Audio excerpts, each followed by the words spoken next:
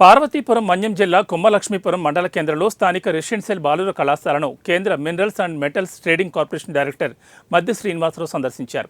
ఈ మేరకు విద్యార్థులతో మాట్లాడి వారిలో ఉన్న విద్యా సామర్థ్యాలను తెలుసుకున్నారు. అలాగే క్రమశిక్షణతో చదువుకుని ఉన్నత శిఖరాలను అధిరోహించి కన్న తల్లిదండ్రులకు పుట్టిన ఊరుకు మంచి పేరు తీసుకురావాలని సూచించారు.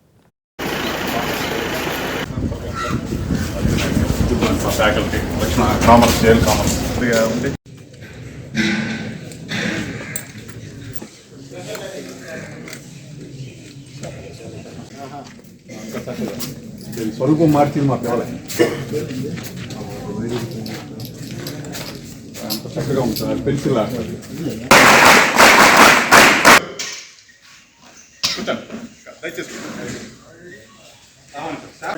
మద్ది శ్రీనివాసరావు గారికి అదేవిధంగా అంతా ఇంటర్మీడియట్ చేసిన తర్వాత జనరల్గా ఏంటంటే అందరూ కూడా మరొకసారి ఇది నేను చెప్పాను, ఇది రెండోసారి చెప్పడం అనుకుంటాను.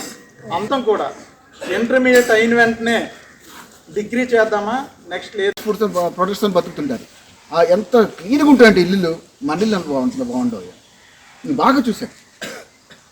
అందుకే మీరు